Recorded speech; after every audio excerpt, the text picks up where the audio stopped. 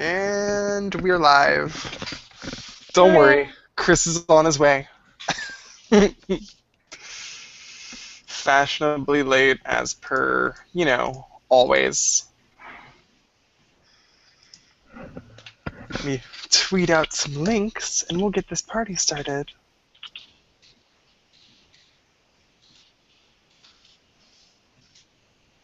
Pew, pew, pew. So how's life, Erika and Charlotte?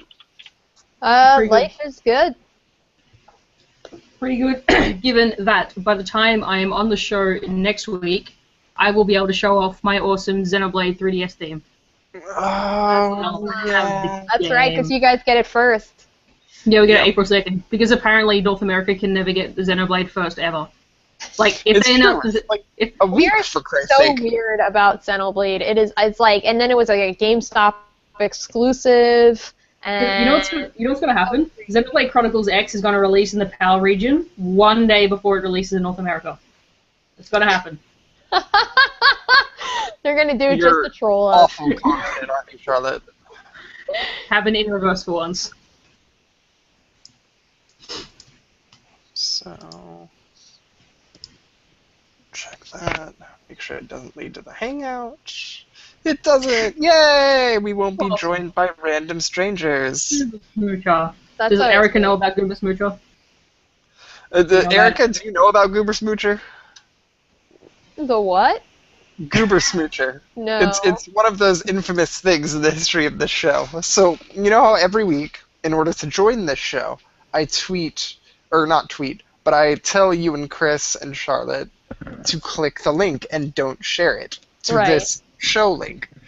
One time, when Chris was plugging the show, he shared this Wasn't it Randy? link by mistake. It was not Randy, it was Chris. Oh, I thought it was Randy. Okay. My apologies, Randy. I thought you were guilty the whole time. Randy's somewhere like, I'm innocent. It wasn't me. He totally invited Kurt Cobain into the show, who showed up for half a second, and our favorite guest of all time, Goober Smoocher, whose image was a man giving another man fellatio. And why is that always what happens? It can never just be like a happy cat or something like that. It's like, It is always what happens. It's always like Nintendo has to withdraw memory cards being sold used because there's pictures with penises on them. Or it's like Sony can no longer have video during this because of penises. It's like, why is it always Little Big Planet levels are being built and they're all shaped like penises? It's like, people, we know what it looks like. Stop. Like, there's no more surprises. We know what it looks like, Erika, but in their worlds, mine's bigger. Which is going to be represented by the structure of a Little Big Planet level.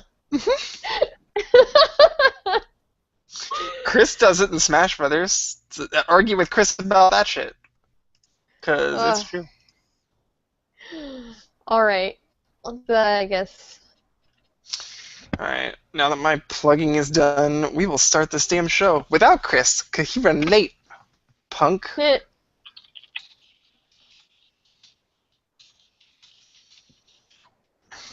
Alright, let's get this outline. Greetings, and welcome to episode 37 of Backwards Compatible.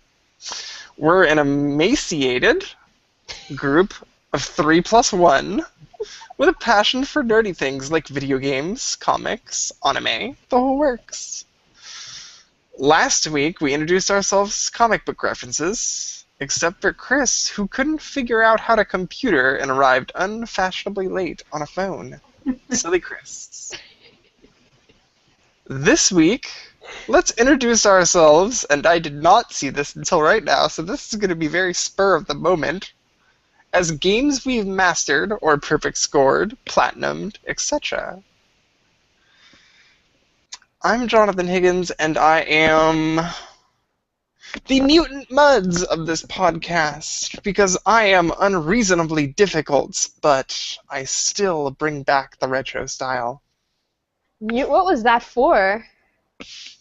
Mutant Mudds. I platinumed the hell out of that game. Like, that is the one game that nobody else can beat that I have just shown who's boss over and over and over again. Well, It's from Renegade Kid. What system was that on?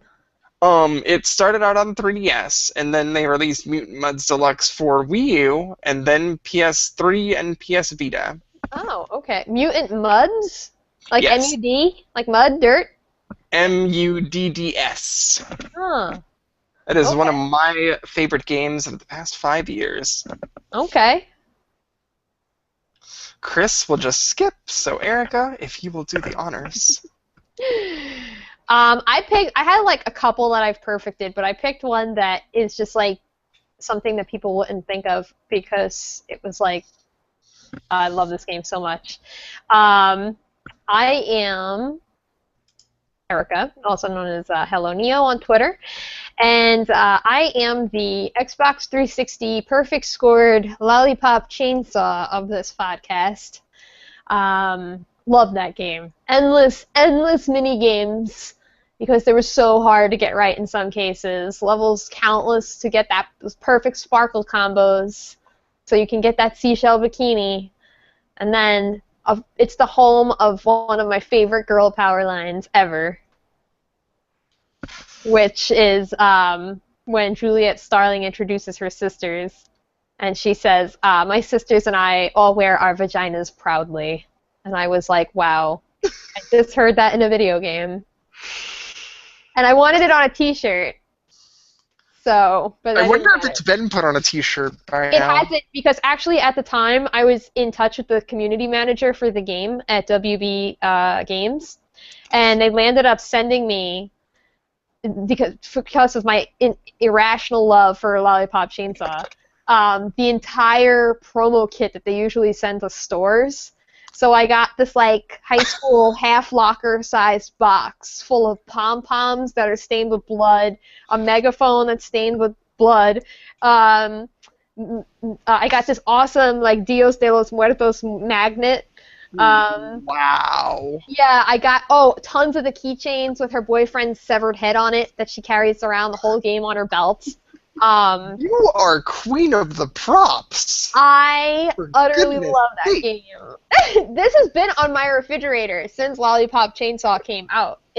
Like the edges of the heart are the chainsaw blade, and then Right. it's her little pigtails, and of course Jessica Nigri became their official cosplayer for like she was at all the expos because she looks freakishly exactly like Juliet Starling. And that was pretty cool. So, yeah, no, but that's my that's one of my many games that like you'll be going through the perfect scores, and then you're like, wait, Lollipop Chainsaw. But that game's awesome. One of my favorite hack/zombie games, like to date. I don't care what anybody says. We're I'm not all ashamed. learning things about each other. And speaking of, I already know what yours is, Charlotte. Unless she's completely frozen out. She very well may have. Oh. Charlotte's internet is very spotty. She may be relocating as we speak. So we're down to Charlotte and to Chris for the moment, but both are planned to eventually show up. So Erika, in the interest of time, well, here, let me go through my big paragraph of hoopla wonderful wonderfulness. Because I need to give out the time and date that we're doing this lovely recording. So, whether they come in and out sporadically, whether y'all come in and out sporadically, we're very happy to have you here. You could be watching us live or tuning in to us later.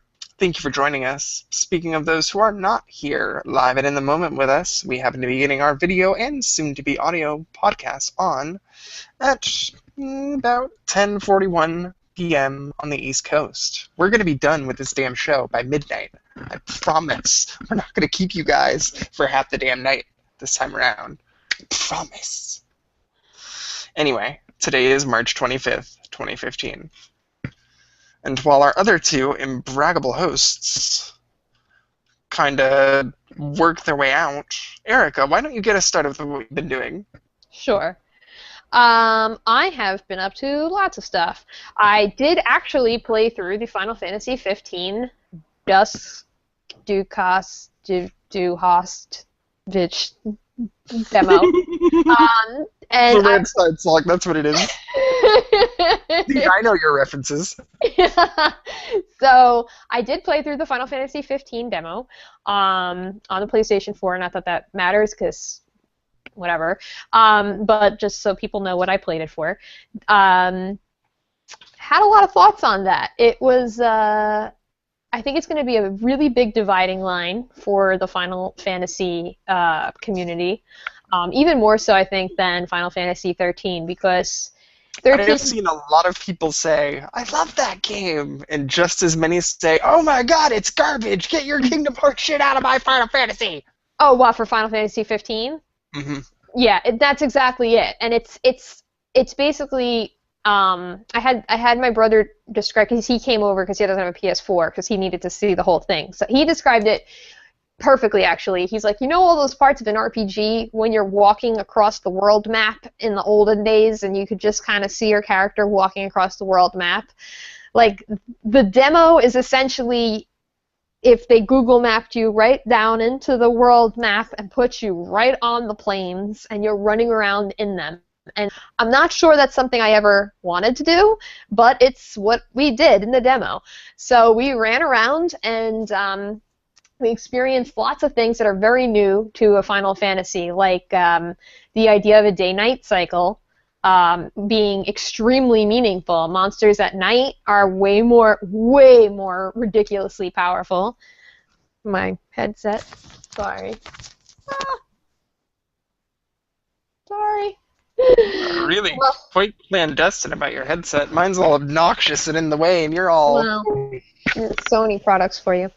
So, no, day-night cycles matter now, which is a Dragon Quest thing, actually, where at nighttime monsters would get stronger. Also, a big thing is camping, where in Final Fantasy you would just buy a tent and go to sleep and regen your health, and now you have to go camping, and then they prepare food, and the food gives you specific buffs. And we did not realize how important that was until we tried to clear the cave at the end of the demo, or towards the end of the demo, and there were these key moments where it's scripted battle moments where there's like mobs of things that come fight you, and the fight is like you cannot get past it if you don't have these buffs. And we kept dying and like thinking we must be missing something. We have to be missing something. And we went back and we camped out for the night and came back with a buff because of certain ingredients that were in the food. And you can buy these ingredients at stores where you buy like potions and antidotes, whatever. You also now see things for sale like steak and eggs and whatever.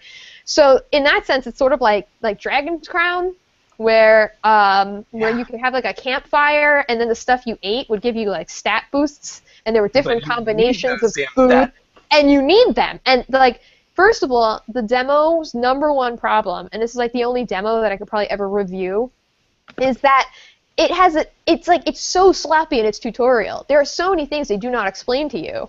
First of all, you start the game, and if you pick the Japanese voice option, you're like, where are my subtitles? But all the text on screen is in English.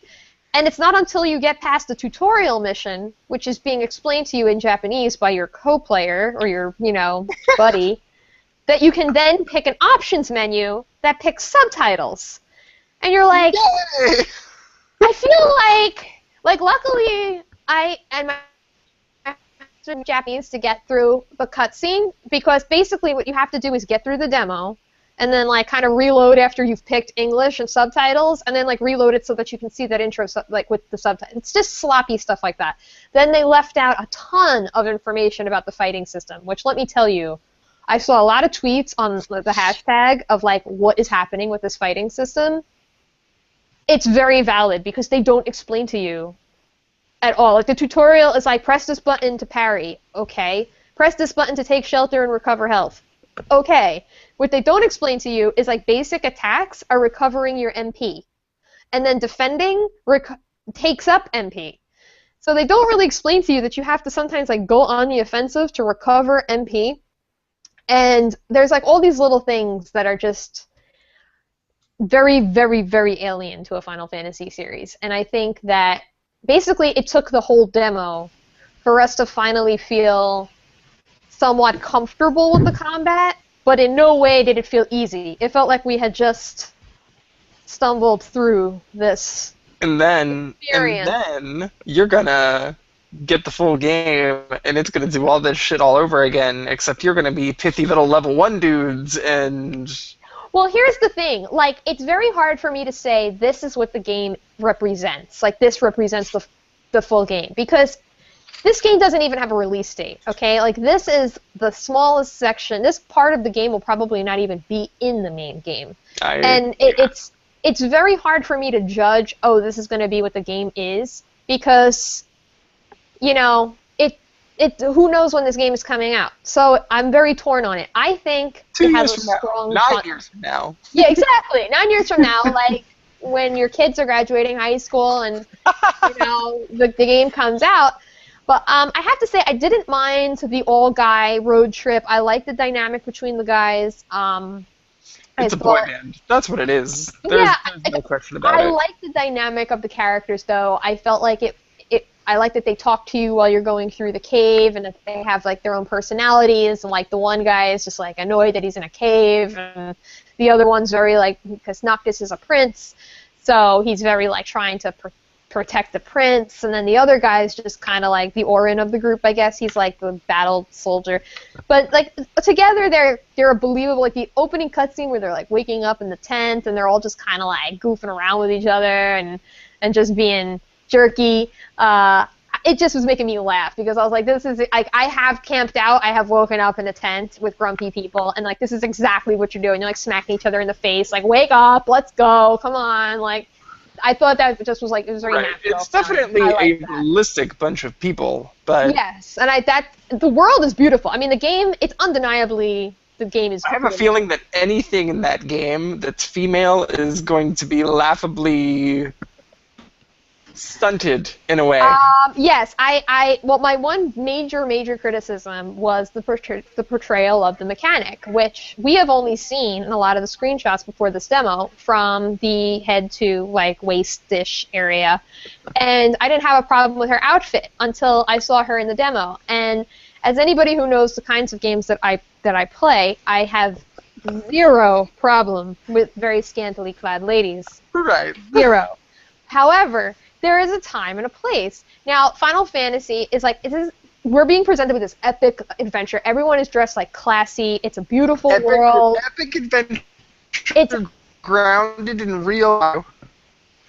It's in a Bugatti like off-roading, but everyone looks really classy. You know, they're all dressed a certain way, and then you get to the mechanic, and the mechanic is fixing your car, and her name is Cindy. And first of all, I thought this was a really big missed opportunity. They should have made her name Sydney and made the Sid of this Final Fantasy be female. That's what it is in Japan. No, Sid is her father. It's a name. Her name's Cindy, and Sydney is her father. Right, but her name is Sydney in Japan. I promise. It's been localized as Cindy because so they're whatever. Both Sid? Yes, her father is Sid, and she's Sydney. See, like, but she should.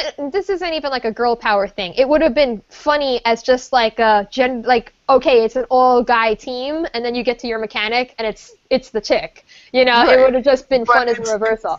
It's from Sid because it's Final Fantasy and it's fucking Sid. Exactly. But they fucking changed the localization to Cindy, and I'm like, what the fuck are you? God. That's what I thought, because when I was listening to the Japanese audio, I was like, I'm pretty sure they said Sydney. And anyway, my problem is none of that. It's not that she's wearing a bikini and a little top over it. It's that she's wearing hot pants. If you can see her butt cheeks, she is bending over this car. Like, she is about to start a porn video. Your mechanic, man. You want your mechanic to get down and dirty. It is the most inappropriate, like, fucking Daisy Duke. Daisy Duke wears longer shorts than this chick does. These are, like, underwear shorts. And the first time you see her, she's changing, like, a tire, and her ass is sticking out, and she's basically in, like, on all fours, and it's like, you can't take it seriously. You walk up to her as a character, and you're standing there, and it's like, press X to talk to Cindy, and you're like, yeah, talk. it's just, it can't come off as anything other than creepy, because there's these 4 dudes and this girl that just keeps sticking her ass out every time she walks around the car, and I'm like, what? Why? This is not that kind of game. Nothing else in the game is like this. No one else is dressed like this. It's not like Final Fantasy IX, Kuja walking around in a codpiece and like that's it. Like, Kuja was great though. Exactly, but I'm like, if all these boy band guys are walking around like a codpiece, I'd be like, oh, okay, in this world people don't wear a lot of clothes. Sort of like in Final Fantasy X, where everyone was dressed like for the beach, because it was a coastal town. This chick is in the middle of the mountains wearing hot pants. And what's interesting is that the screenshot in, like, I guess, Dengeki magazine or what have you from over in Japan, the screenshot of her jacket's actually opened more, and she's got more cleavage going on, and then when they brought it over here, they closed it more, because it's like, it's just so offensive. There's no other way you can take it other than, like, this is how you needed to establish the one female character we interact with in the demo. It's true. Really? And there's going to be others, and I guarantee you, I don't know there's obviously a princess-style girl that Noctis is going to be after for the entire game, and you know she's going to be fucking portrayed like a goddamn cage canary. And I'm the virginal so much forward to that. Feel my sarcasm. Charlotte, did you play the demo? What did you think? Charlotte is not interested in the demo at all, if I recall correctly, and she is zipping back and forth from this here video call. We have a Charlotte face, and we have another Charlotte face that's going to show up here for half a second. But if I may parrot Charlotte, because she has talked to me about this many times offline, she's not interested in Final Fantasy 15 at all because of the boy band dynamic. The very things that you're okay with, she's not okay with. And there's certainly nothing wrong with that point of view. I'm going to give Final Fantasy 15. It's going to be a dividing line, because if you don't like that dynamic, then you're going to have a problem with the game outright, because it's not going to be like, at least from what I can tell, I could be wrong. I'm sure they'll meet other party members along the way, but they might not. It might just be those 4 guys. But here's why I like it, and I'll tell you why, even if I'll end up not liking the game. I like it because it is different, and I miss the days when each Final Fantasy was a different thing. And whether you loved it or hated it, it was a different, you could expect something new with each game because it was self-contained. Now they've become so wrapped up in having sequels, and everything has to tie into something else, and we have to have a mobile. No.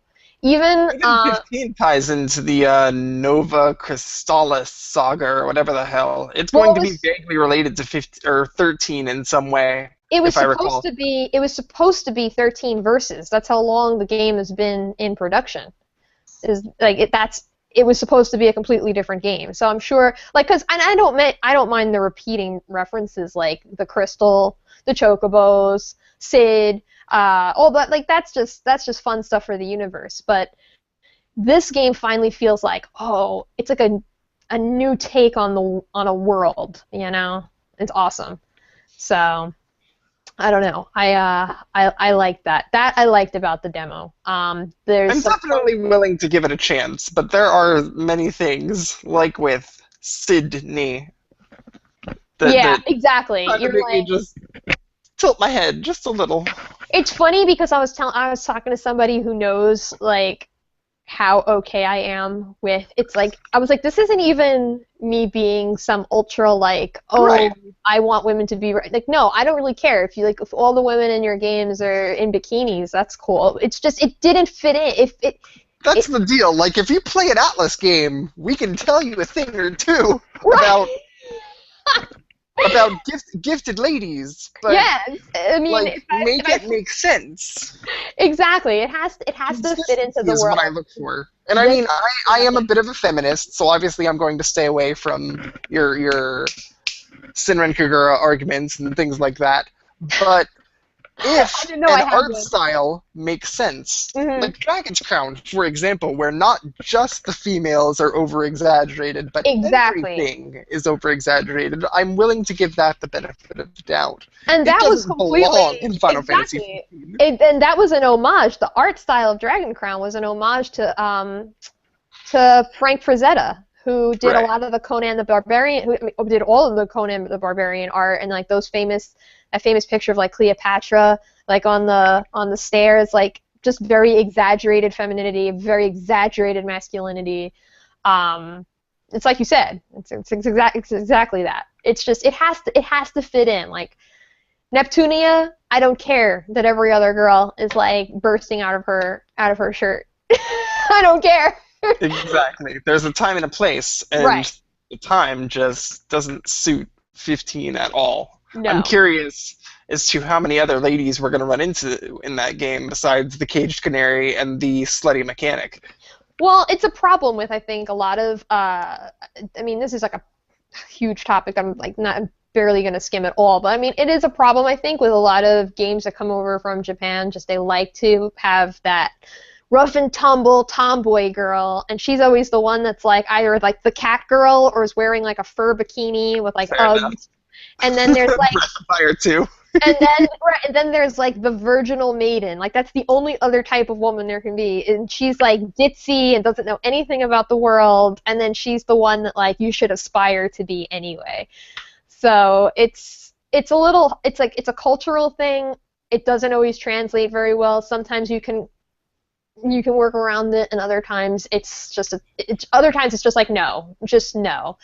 And I kind of wonder if they'll listen to the feedback on that regarding 15, because I know I'm not the only person that was like, wait, what am I looking at? Like, Who knows? It's Nomura, so I don't know.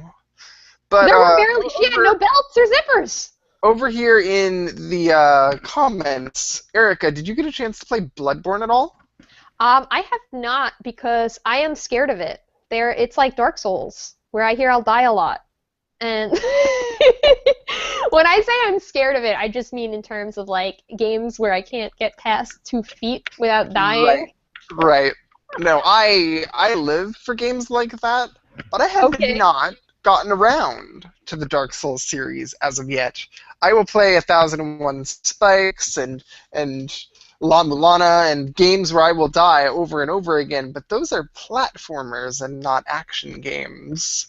I have not yet dabbled in the stereotypical, like, hard as nails action game like Dark Souls as of yet. I will get to them in due time, but I have way too much to do at the moment to contemplate Bloodborne.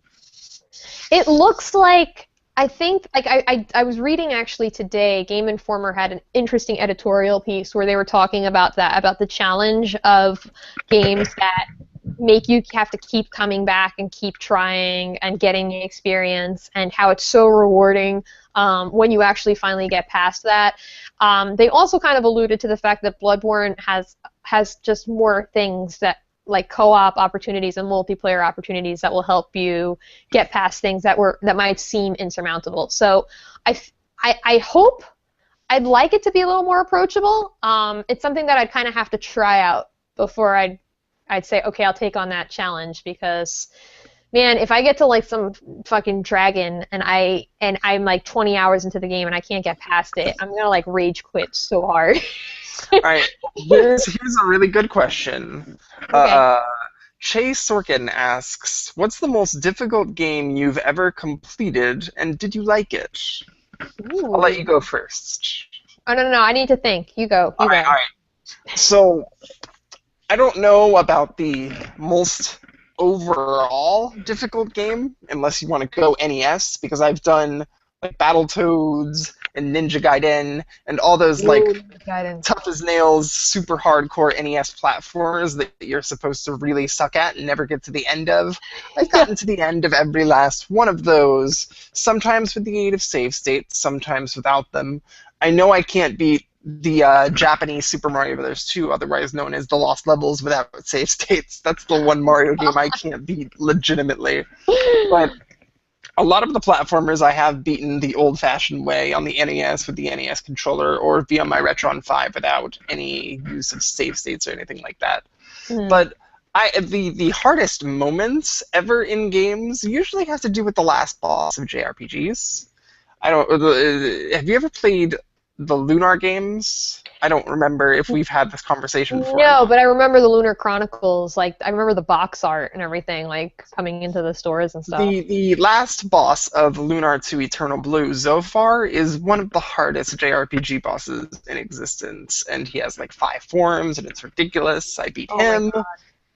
There are many, many hard games, but I wouldn't be able to name them just off the spot unless we skew retro, and I can just name off 10,000 NES games that I've beaten in my day. But you enjoy it. You enjoy Yeah, the challenge. that's my go-to. I think the hard beyond hard game that I will constantly go back to is a game called La Mulana, if you've ever heard of it. Mm-mm. It puts you, an Indiana Jones clone for all intents and purposes, into this massive set of ruins where you just go and explore it. And it's built like the games from the 80s where you're like drawing maps and shit, because there's really no hand-holding, and the game doesn't give a fuck if you have never played this kind of game Remember before. that when you had to draw the maps because Yes. there were none? So like this game is not hard in the sense that the enemies are difficult and you're going to die because the enemies will kill you. This game is hard in the sense that you will walk up to a puzzle and try to solve it, and you'll walk up to this little epitaph on this coffin, and it says, if you read this coffin again, you will die. And sure enough, if you read the coffin again, lightning will strike your ass from the heavens and you will fucking die.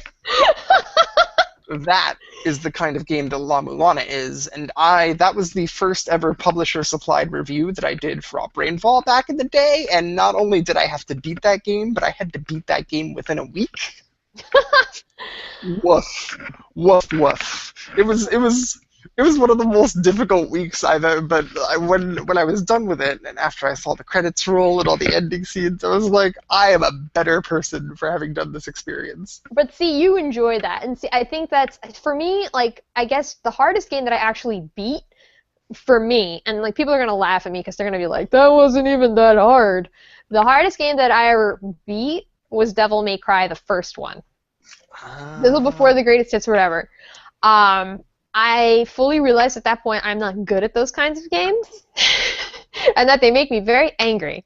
But I was never good at like the side scroller, I guess the Contra style games where literally you're just memorizing the pattern as you go through, and like that's basically how you beat it.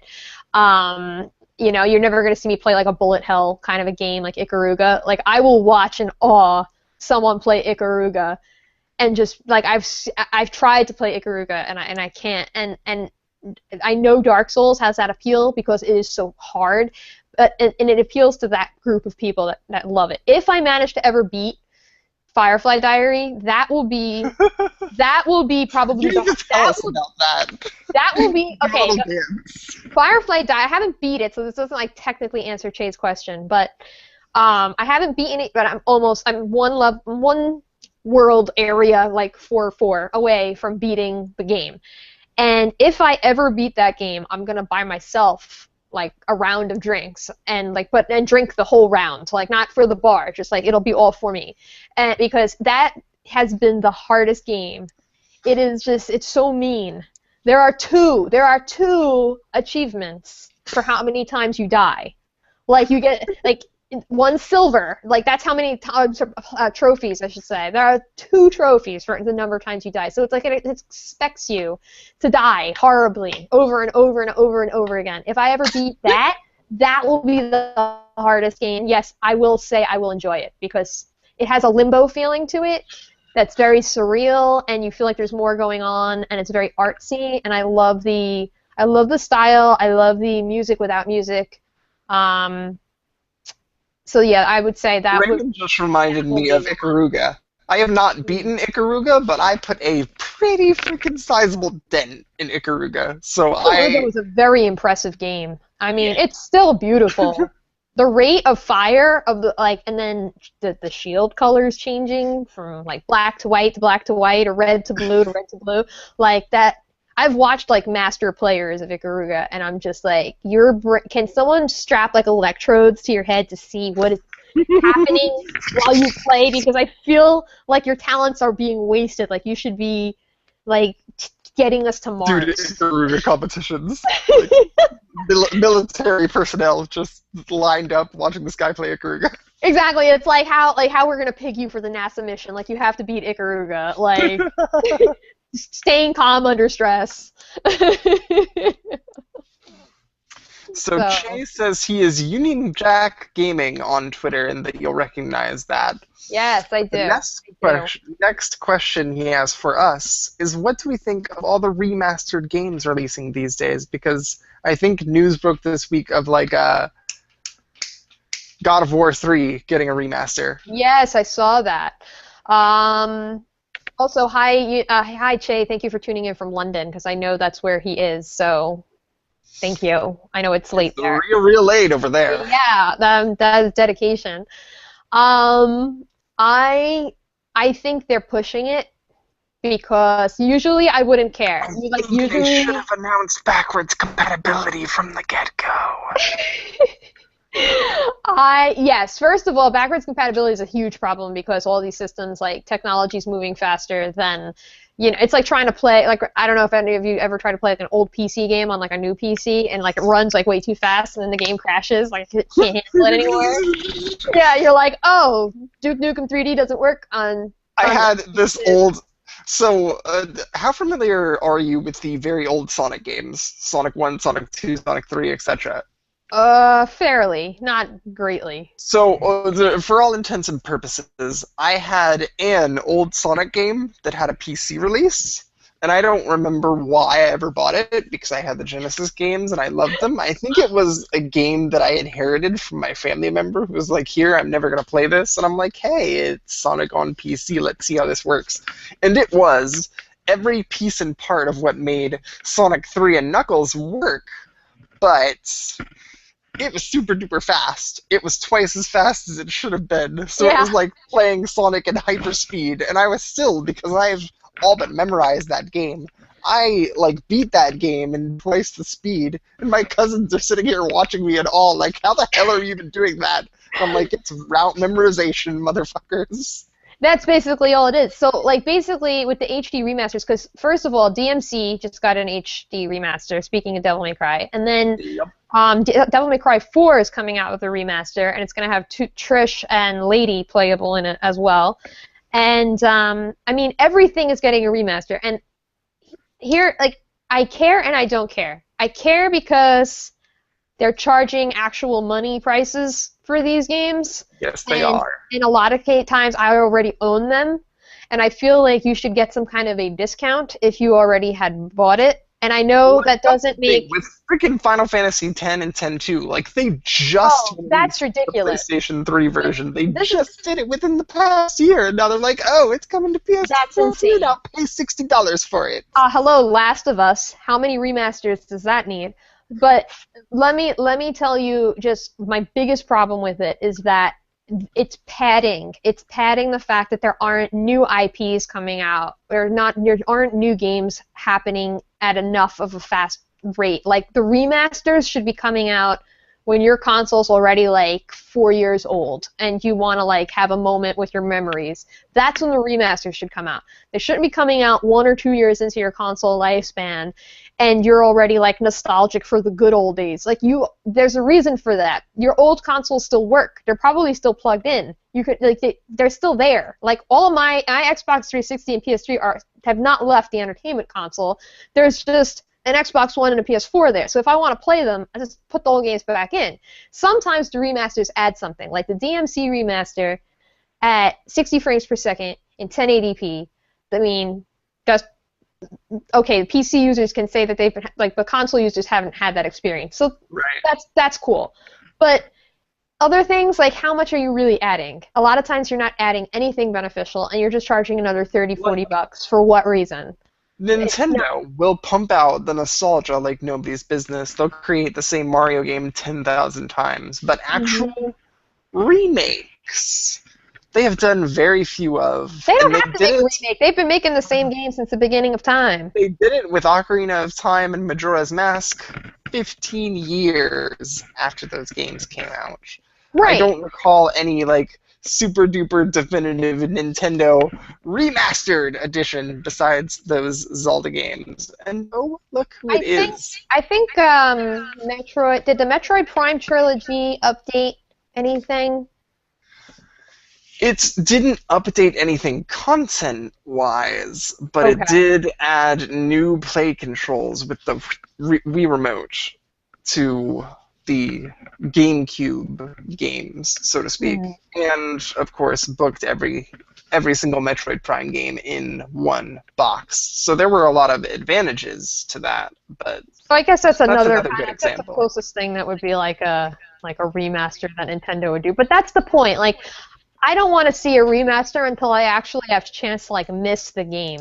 There are a lot of people that have wanted like a Final Fantasy XII remaster, for example. And while that is far from being I don't like that Final Fantasy, but that's irrelevant. I get it because it's been a long time. You know, Final Fantasy X just got a remaster, so it doesn't need another one. Not to mention a special edition of it. It's like Right. Square is just raking in the cash here. I heard the Kingdom Hearts one was well done. But then there's other ones like the Silent Hill remasters were legitimately terrible. Like they had lost audio files, they had to re-record stuff with bad voice actors. They still didn't get the music right, and these games I returned it. It was terrible. To me, I was just like, I'll just play my PS2 versions. I don't need it to be enhanced. It was worse. So it's kind of like careful what you wish for. Maybe sometimes you should leave things in the past. We covered Nintendo IPs on phones last episode around the end, Tim, but for the record, once again, for anyone who is curious, every single person on this show, including Chris and Charlotte, who are having difficulties making it in, we're all optimists and we're happy about this whole thing happening because it could lead to bigger and better things for Nintendo. Hopefully. We'll see. Yeah. I think it's high time. But yeah, we did cover that all last episode, so you can go, I guess, watch that episode and see our thoughts. Indeed, I think it was towards the end. Yeah, it was so towards the end. about the last half hour or so. That massive, like, 2.5 hour long show. I am going to talk about a TV show, actually, that is back. Go for it. Because we haven't talked about a TV show in a little while, but this is like the perfect TV show to talk about on a show like this. Community. Do you watch Community? I do not watch Community. Randy, who was in this show long ago, loves Community. So Community is everything that is wonderful about intelligent TV. It is so wonderful, and it has had so many battles with NBC to stay on the air. And then it went off the air, and Yahoo Screen picked it up, and you can watch it for free. And there's some, I mean, it's technically a little clunky on the Yahoo, whatever, the viewing service, but it is back. Season 6 is back. You can watch it for free. The entire seasons 1 through 5 are on Hulu. I'm not sure if it's plus or free, but you can watch them if you haven't ever watched the show. If you are a fan of anything nerdy, anything gaming related, anything niche, anything, if you're a fan of good comedy and just like highbrow writing, watch the show. It is so good, and so many people were really worried that coming back with Yahoo, and they lost a lot of cast members. They handled it brilliantly. The season 6 feels like that a unique thing they had in season 1, and I was like so happy that it's back. I haven't seen. There's 3 episodes up for the new season now, and we can watch all the old ones on Hulu Plus. You can watch all the old ones on Hulu.com. I think you can watch them for free. You might have to have a Hulu membership, but since I've cut the cord, like Hulu is my go-to for cable now. Yeah, So, I watch everything on Hulu. But I do know that they have been heavily saying that. So I'm going to assume, don't quote me, I'm going to assume it's free because they've been heavily pushing the fact that you can watch seasons 1 through 5 on Hulu. gotcha. And then season 6 is only viewable right now on Yahoo Screen, but Yahoo Screen is completely free. So there's no excuse not to watch it. You know, it's just whatever, and you can watch it whenever you want. And this past episode was their 100th episode. And, I mean, the stuff they're doing, it's not like they're doing anything that I don't think would have been allowed on television, but you can tell that they just have been given more artistic freedom to really delve into all the little references and just, oh, it's so good. I just love that show so much. So, go I'll watch give it a it. shot. I will. You should. I mean, everybody's If I ever find the time. yeah, My God. that's all we need is time, right? It's true. What else have you been up Anything to? else? Oh, for me? Anything else? Let's see. Well, let's see. You haven't been able to play Life is Strange episode 2? I know Yeah. next to nothing about Life is Strange. But Life I know that you are in love with it because, Uh, that's your Twitter avatar. Yes, I actually just changed it to a Tell Your Shally because that is my mainstay right now. But I'm still playing. But Life is Strange is an episodic game. If you've played any of the Telltale games, like The Walking Dead, The Wolf Among Us, I think there is a game, there either is or it's upcoming Game of Thrones one. The Life is Strange is episodic, and this is episode 2. It just came out, and now that you can screenshot, you could always, but because you can screenshot from PlayStation 4.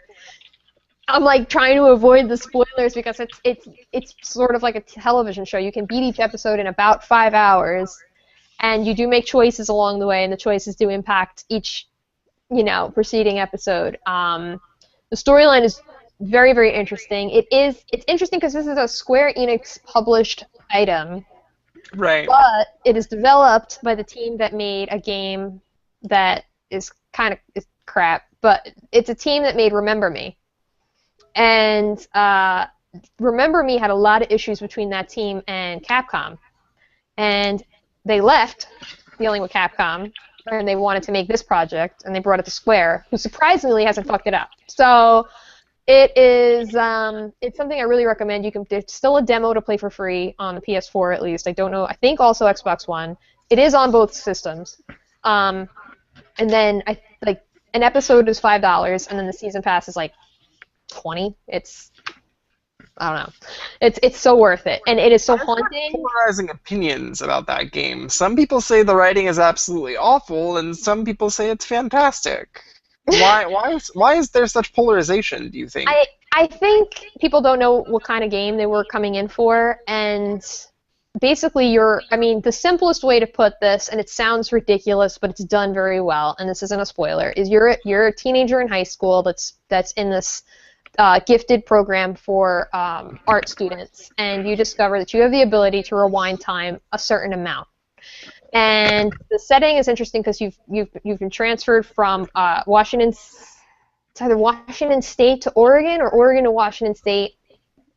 I'm sorry, I'm forgetting the order. But the point is, you run into a friend that you haven't seen in a long time, and one of the very first things that happens in the first 5 minutes of the game is you watch someone kill her. And that's when you realize that, you don't even realize what you're doing. You pull back time, and then you realize, you're repeating events. And the game revolves around that in the sense of being able to change outcomes and find out what's actually going on. And it has this very creepy, almost sort of an X-Files sort of a vibe, which doesn't seem to be something you'd expect in a game about high school life. And I think the reason people think the writing sucks is that all these people talk like teenagers, like actual teenagers. And the writer actually said that he would show the script to his 14 and 15-year-old girls and say, does this sound like something somebody would say? And they would sometimes tell him, no, this was bad, or no, nobody talks like this, they say this. And that's what makes great, because it takes you right back to high school, whether you like it or not. So it triggers those feelings. That may be half the issue. Right. So if you're not coming into it and if you don't want to play a game about teenagers, you're probably not going to like the game. But if Maybe they think the writing is horrible because they think teenagers are horrible. maybe they were a horrible teenager, or more interestingly, maybe they were the kind of teenagers that are horrible people in the game. What is interesting is that they don't shy away from topics like, the actual amount of sexuality, violence, bullying, drug use, stuff like that actually happens in schools. They don't shy away from that at all. The ending has a very disturbing kind of a twist. I'm like where the second episode goes is there's a lot of dark topics in the game. It gets dark as you go in, and Interesting. Yeah, I mean, it took me on like kind of a journey. I've always wanted to give these episodic games a try. I've always, like the Telltale games, obviously I know that The Walking Dead is just like phenomenal, but I've never touched any of them for whatever reason. I don't know why. I have to finish The Wolf Among Us, and my problem with episodic games is usually the developer is not sticking to their own schedules. If they say they're going to release the content, and then they don't release the content... That's why you gotta wait for that shit when it comes out all at once. Which leads you to just feel like you should have just released the game as a game instead of episodic content. You're defeating the purpose. So far, Life is Strange has stuck to its... They said it was 6 weeks apart. It's stuck to it. Episode 2 is out on time. Hopefully. So if they keep up that way. Well, because what they're trying to do. Episode 2 yet. What? It says in the outline that you're trying to avoid episode 2 spoilers, but I didn't get to read farther than that. Have you not been able to play it yet? Not yet. I have it because I bought the season pass, but I just haven't had the time. Like, I know the first one's so sucked. So you're staying the hell off of Tumblr. Yeah, no, I'm staying away from the hashtag and everything. I don't want to know. Because I so don't want the story ruined for me. I'm with you there. Yeah, you should try it though. Definitely at least try a demo and see what you think. The demo is the game. It's not like a different part of the game. It's the start of the game. And if you then decide you like the game and you want to buy it, you just keep playing. Alright, so you've got one last anime here, and then I can talk for half a second, and then we can move right on to news, I suppose. Yeah, there's an anime that's back for season 2 that I had no idea, and I was flipping through Hulu, and this is because I don't, I'm not on Funimation a lot or anything like that, but right. There's an anime called Kami-sama Kiss, and it's illustrated by the same person that did Fruits Basket? Yep. Yes. I think so. And Kami-sama Kiss is awesome. The first season is great, and the second season I had no idea it happened, and then I was sitting on Hulu watching Agents of S.H.I.E.L.D., and I saw, like, shows you may like, and it was an episode that I was like, wait, what's that screenshot from? And then it said, like, episode 12 of season 2. I was like, what? There's 12? So it was, like, the whole episode, like, I was literally sitting there yelling at my husband, like, put on episode 1! Put on episode 1! Put on episode 1! And then it was immediately, don't be shit! Don't be shit! Please don't be good! But it's really just an adorable anime, and it's really funny, too. And it's something that I think both guys and girls can enjoy watching together. My husband and I watched the first season together. There's a lot of humor, and there's also some romance, but it's really well balanced, I think. So if you want kind of like a date night anime where you kind of want it to be like a chick flick, but you want your guy to not just be like, I get it, she likes the pretty fox guy, there's something I think for everybody. So, and I've only watched the first episode of season 2, but so far it picks up pretty much. It picks up on a good note. It introduces kind of like a new character and brings back some of the ones that were like kind of hanging from the last one. So super excited about it. Good. And I really recommend that anime. You'll tell us more when you completely binge watch it over the next week. Yeah, exactly. I'm just gonna be like, oh, Kami-sama Kiss, Kami-sama Kiss. That's how I was with a lot of the animes that I used to watch in the beginning. Like, back when I got my Crunchyroll subscription for the first time, there was an entire Devil Survivor 2 anime that came out long before the game that I'm going to mention in half a second was even a conceptual thing. It was supposed to be the precursor to the game.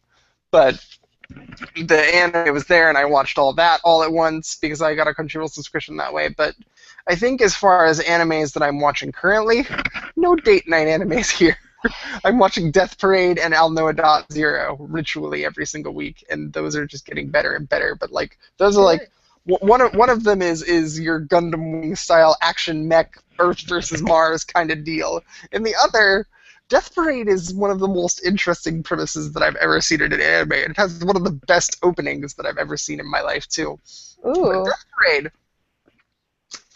the premise of it is this guy runs a bar, and without any memories or whatever, two people show up at his bar, and they get to play a game that holds their life on the line. And the winner of the game may or may not die. It's never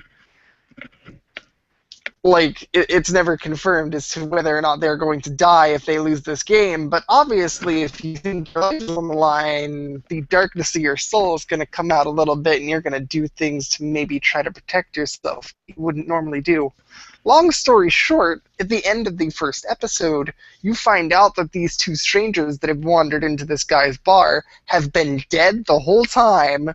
And Death Parade, the whole premise of this bar is that the bartender is an arbiter and gets to judge where your soul goes after you die based on how you act when you play this game where you think your life is in the balance. And these two people come down to the bar and basically get to compete in these games, and they're like two different people every single week. So you get to learn about all these different kind of backgrounds with these strange characters. There's characters in the bar whose backgrounds get explored a lot. Like, there is a bunch of stuff in Death Parade, and it is definitely one of the more philosophical animes, and I love it to death. It's great. Is that ongoing currently, or is that? Yes, it's available for free on Funimation. Oh, okay. I might check that one out. I've been looking. The last philosophical anime that I saw was Psycho-Pass Season 1, which is, oh man, that blew my mind. That was amazing. I'm glad to hear that Raymond agrees with me. Says, especially after these last couple of episodes, Death Parade is one of the best anime I've seen in a few years. Nice. So yay. I'm gonna have to put that one on my watch list. It's like I was watching animes back to back until I saw Psycho-Pass, and that one, it was like the Breaking Bad of animes. Like it was so good that you had to stop watching television for a little while because everything was gonna pale in comparison. And so it's one of the few animes that actually I personally only, because I'm not a big, I like to watch the anime, but I don't feel the need to like own it. I bought Psycho-Pass Season 1. That was like done deal, box set. I feel that way about Evangelion. That's one of the only, I own two animes in my entire life. I just bought the Cowboy Bebop Blu-ray collection, and I haven't gotten a chance to sit down and watch that yet. Oh, that's another one. I want to watch that one so bad. Long before that, I bought Evangelion, and I have the big collector's set there. But besides Bebop and Evangelion, that's it. Bebop and the Evangelion, my husband is the Evangelion person. We have all the Evangelions. Like, that's his like, defining anime. We were actually just having this conversation the other day. He's like, that's mine. And my defining anime is actually one called Nana. That's an older one. That's actually not finished because the artist got very ill and what have you. But the manga itself is not finished. There's a whole bunch of people that are like, please finish it. But that's not the point. The anime finishes it enough for it to be a watchable, complete thing. But yeah, no, Psycho-Pass, you should check it. There's a season 2 that's currently running, but I will not watch it till it's done because I cannot sit on the edge and be like, oh, and I'm also terrified it won't be as good because the cast changes after, like, there's changes made to the cast. So it's like you don't. Oh, yeah, I'm always terrified with shows like that, you know? It's never going to be as good as the first one. Yeah, you're like... I felt that way about Heroes a long oh my God. long time ago. I remember that heartbreak. Oh my God. My God. That show could have been so good. We could have had it all. Yeah, exactly. Anyway, that's what I've been doing. Now for me, and Yeah. this is going to be the shortest segment in podcast history, because I am going to be that prick in your friend circle that has the sort of industry connections that is playing a bunch of shit that I would love to tell you all about this shit. I want to tell you so much about Axiom Verge. I'm going to be able to do that because the review is set to go live on the 31st-ish. I think either the 30th or the 31st. So when you hear us, when we go live next week on April 1st... Finally, last week you were talking a lot about Axiom Verge, about how good it is. Yes, I think now I will be able to tell you exactly how good that game is and exactly what makes it so great next week. So soon. So right after I'm done penning my review for Axiom Verge, because that is ready to go, I have completely finished the game, and I'll talk to you about it next week. But right after that was done, with Jason at Game Podunks, like, oh, something big just came for you. I'm like, come again? He's like, oh, here's a code for Devil Survivor 2 Record Breaker. I'm like, oh, shit. So that game is under embargo for about a month and a half. I can't say a word about that game to anyone until about May 5th. So it's going to be a long-ass month where I get to sit here and play this game and not speak a word about it. But I will say, I've been playing that game, and nothing but that game for the past week straight. I've been playing it for maybe 36, 37 hours at this point, so that game has taken up a huge chunk of my time. I can't talk about it, but I can say that you should probably make plans to buy it. I'll say that. Well, last episode you had told me that the Devil Survivor. Yes, Devil Survivor Overclocked. Overclocked was the one to kind of jump in at, so yeah. It's good to know that the second one is a spiritual successor. So yeah. Okay, that is fan approved. Well, that's good. Yes, most definitely. So that is my ever so briefest Jonathan Talks About Shit podcast segment ever. Because like I've acquired various things. I have a Shovel Knight plush that appeared in the mail that I have to walk all the way over there to go get. I'll show it off next week.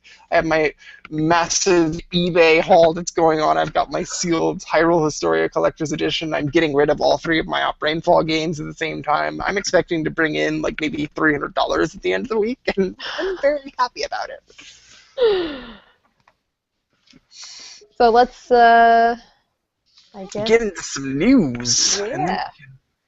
Dun dun dun dun, at midnight as planned.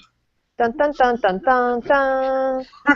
Did Chris write "All Hail Fanfare, Lord of the Flames"? I that must have been him. I don't even know what that is. I have no. I'm gonna Google it while you talk about the huge PS4 update. Okay, if you have a PS4, there is a huge update coming tomorrow. Depending on where you live, you may already have it. It is version 2.5. For some reason, it has a code name, and I'm forgetting what it is, but it's really weird. And I'm like, why does a version patch need a code name? But there's a ton of stuff getting updated. One of which is, for some reason, it did not have a suspend resume function, which was something that had been advertised since the PS4 was like announced at E3, and it hadn't had it up to this point, and the Xbox One has had it. It seems like it's not a game changer in terms of the system, but it is really cool to be able to just, like with your PlayStation Vita, if you just kind of like and then you can go over and do something else and then come back no matter where you are, it's like it starts again. And the Xbox One has that, just kind of like hangs there, and then you can pull it right back, and it's a really cool feature. So it's nice that they finally are getting that in order. The other big thing, and I'm surprised people aren't making a bigger deal about it, partially because they're being nitpicky. I understand the nitpicking because I was doing it before myself, and my husband was telling me I was nitpicking. But this is the big deal. With the Xbox One, you can just plug in an external hard drive as long as it meets the speed requirements and what have you for the Xbox One system. Just do the USB port, you just plug it in, bam, you have more space. And that's awesome because 500 gigabytes is less space of memory than my laptop, and that's not even all usable because you got to include the OS and all that shit. Yep. So, they want everybody to go digital, and then it's like, oh, right, where do you keep it? So now, with this patch, you can back up your hard drive via a USB-connected external storage device. There's a difference here. This is not a true second brain, okay? Like, if you, for instance, bought God of War today, and you have it digitally downloaded, and you have this extra hard drive, and you put it there, and you want to play God of War, you cannot play it because it's on that other hard drive. You would still have to transfer it back to your PlayStation so that you can load it up. So this solves the one problem of not having to download it off the internet, which my husband brought up a good point, is helpful in other countries where there may be data caps, Yes. where you don't. There would have been data caps here, but woo. Yeah, but like in terms of, oh yeah, another 50 gig download or whatever, and exactly, like Charlotte and her Australian internet that is preventing her from coming back to this show. Yeah, exactly. So you never know what your internet situation is. So in that case, it's good. It'll serve as an offshore hard drive. You can throw shit on there, and you don't have to worry about like forgetting about what you have. You can just kind of go check on your hard drive. It is frustrating to a lot of people, though, because they're like, why can't you just put the software patch in to allow for a true external hard drive? Because Microsoft has it, Nintendo friggin' has it. When So- Nintendo has it, you don't. That's And it's like, I would understand if somebody was so afraid of getting hacked, but it's like happened to them so often at this point that I'd just be like, fuck it, guys. You know what? Just take all our games. Whatever. We don't care anymore. You can have it all. You can just have it. Fuck you. Have it all. Yeah. That's like probably in the patch notes, and also fuck you. But the one of the little things that's kind of cool is that you can, I don't know like if you care about this, but I know there are people that do. You know when you play like games and then there's like the trophy sitting there that you've never gotten and it just says 0% and it just sits there for eternity in games you have played. You can finally get rid of those now. Like they don't have to be there anymore. So you never have to remember that time that your friend came over and put in a copy of a game that you hated, and now every time somebody goes through your like game history, they're like, you like that's no, I'll concede to that. That is like, I don't have very many compulsive tendencies in games, but that is definitely one of them. It's just sitting here like, why isn't it complete? God! And also you can stream 60 frames per second to your PlayStation Vita with this update, which is crazy to me because I have seen Guilty Gear. Have you seen Guilty Gear Xrd? I have not on yet. the Vita. Like we basically took the fastest moving game that we have for the PS4 and we oh my god, remote played. God, I can't remember words tonight. We remote played it to the Vita, like no slowdown. It was super smooth. So I'm just like, holy shit! Like this can happen at 60 frames per second. That's nuts. So Vita is not getting ignored. I'm glad they have improved it. Yeah. Yeah. Whew. My goodness. While we have a minute here, I'll bring up some stuff Charlotte wrote on the outline since she is unable to say it. Of course. She says, let's see, you can see on the Backwards Compatible Facebook page that she hit Hunter Rank 100 on Saturday at a Monster Hunter event being held by Nintendo of Australia and New Zealand. I was there for one of those while I was with her in Australia. They do some good stuff. Charlotte posted a video of like that entire group of people over there at Nintendo Australia and New Zealand event doing like the prance dance. I have no idea what that is, but it was pretty funny. She is at one of the last bosses of Xenosaga Episode 3. She's super duper excited to play Xenoblade when it comes out just next week in Europe because we had that conversation briefly. I think that about covers it. Charlotte's internet is shitty. We're not sure if she'll be able to make it to the show, but she's going to try. Chris, on the other hand, is dealing with Google OS updates from hell and can't seem to join the show anymore after he installed an update on his tablet.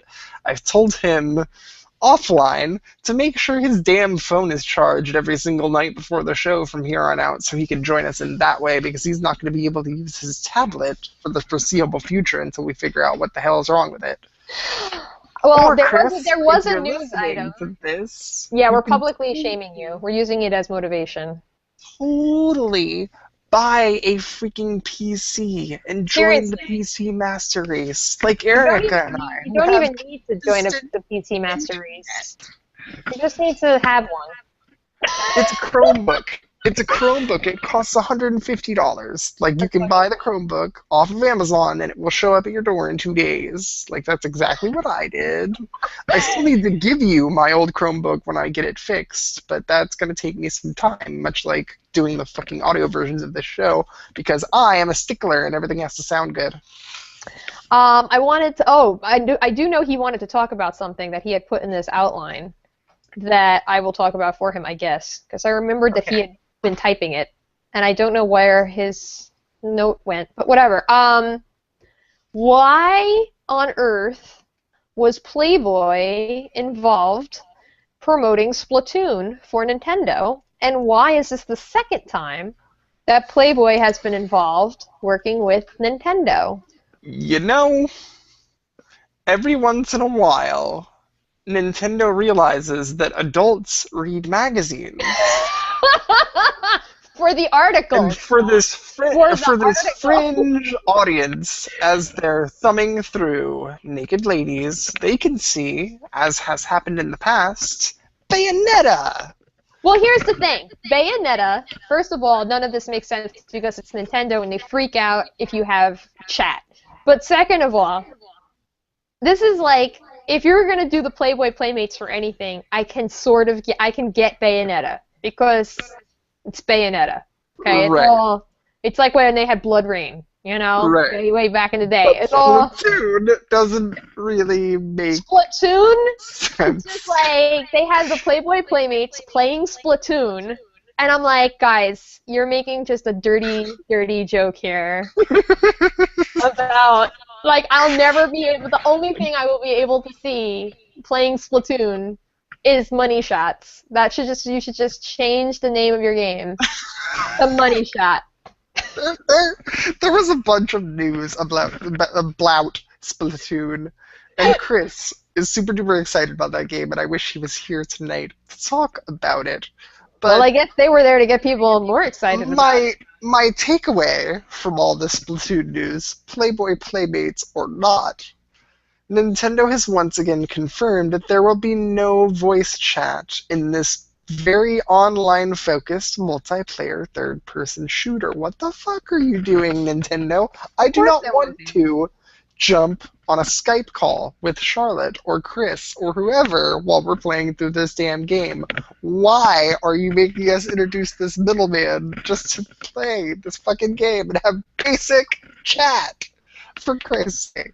I don't understand why that is such a problem for them. I really, really don't. I'm just like, guys, just let us talk to each other. Have like a filter or disenable it if you're under the age of whatever. But, I mean, if you're going to have Playboy Playmates playing your game and then not give us chat for adult reasons, it's a little, the message is just totally mixed. Like, I don't care that there were Playboy Playmates. This is exactly like me not caring about Cindy, whatever the fuck her name is.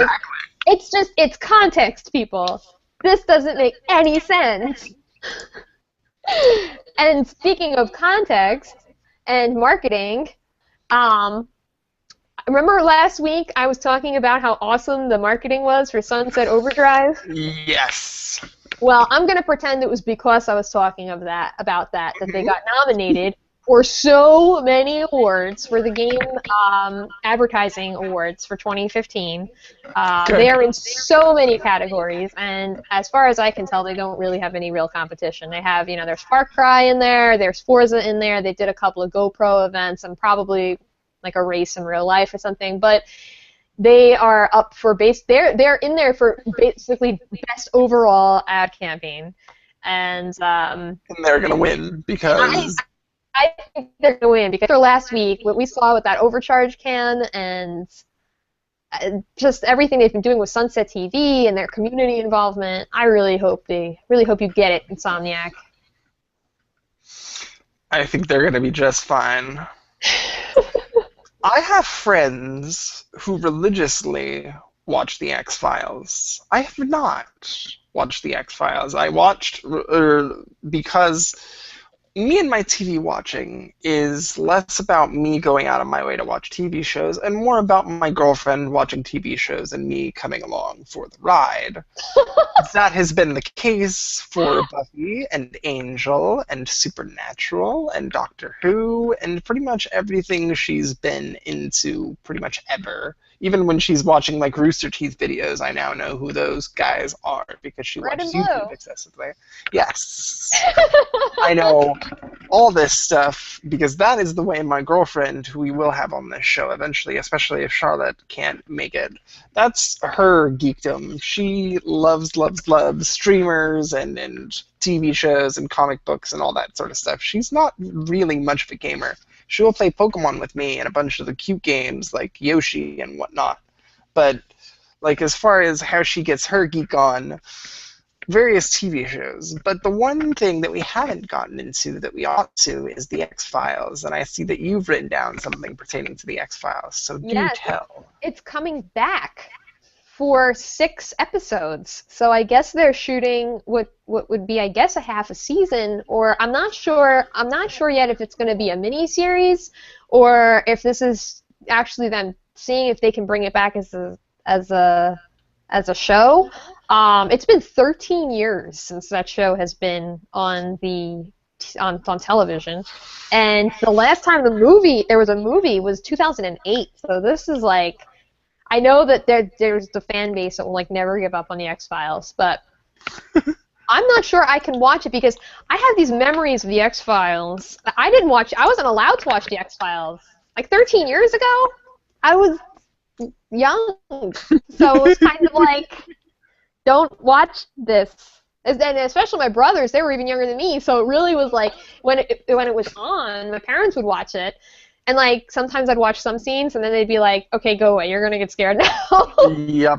And then sometimes I would make the fatal error of not listening to that and then watching an episode. And being terrified out of your mind. Some of my scariest television memories are from the X-Files. I like slept with the lights on. There was one time where I was fucking terrified because like there was some episode where there was this forest creature that like, I'm sure a CG now we'd be laughing at it, but it was all like shadow, and it was all just basically like negative space. So it was under the bed, and you just saw the dark with like the eyes, and then when it would move around the house, it was like a shadow like came to life.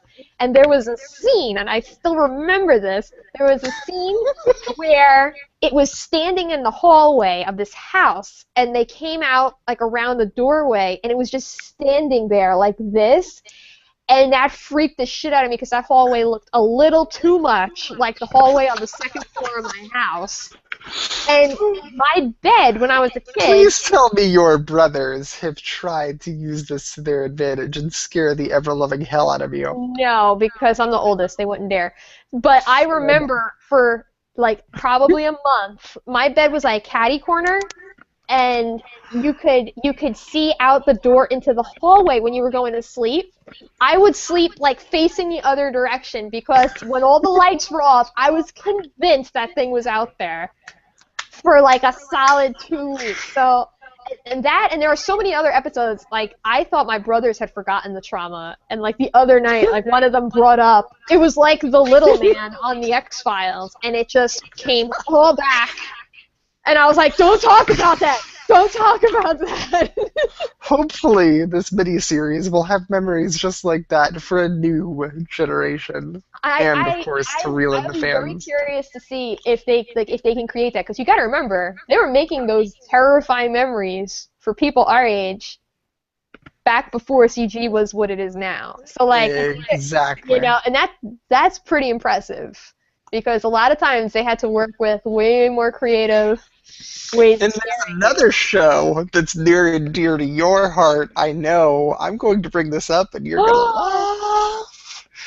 DuckTales, for all of its '90s hype, is coming back in 2017, and I think I'm super duper attached to DuckTales. You're super duper not attached to DuckTales, and we're gonna save that story for next week because we'll be here all night. it's a traumatic tale of loss and. As a matter of fact, we will open with that during next week's show. So that's my mental note. I'll put it in the outline. Open with the DuckTales story. But like that is a show that that's a story. was profoundly attached to back in the day that is coming back in 2017, and I'm like, I'm excited, but at the same time, are you going to be what you should be? Well, they've been doing that for a lot. Teenage Mutant Ninja Turtles they brought back. There have been very few examples where things have been brought back well. Let's just say that. Yeah. Oh, I'm seeing a Digimon is coming back. That's in our questions. Is that real? Wait. Digimon is coming back. Digimon was the shit. I will need to Google that for validity. We won't do that live. Tim, if that is true, then I am on that hype train. Yes, I will be on that hype train as well, even though I'm a Pokemon, not a Digimon guy. But... I had a little Patamon figure, and it opened up into Angemon, and then it was such a bitch to put him back into his little hamster form. So he always kind of looked like one of those like anatomy lesson biology things. And then, but you were like, look, it's cute, and then it like. Why am I picturing this so well? Oh, because I know toys like that exist. That's for sure. Well, it looked so cute in the box when everything was all clipped into each other, but like the second you open it that first time, and all the wing, like nothing ever clips back in the way it's supposed to, or like one of the clips breaks off in the notches, and there's like that those Patamon action figures to look like what they should.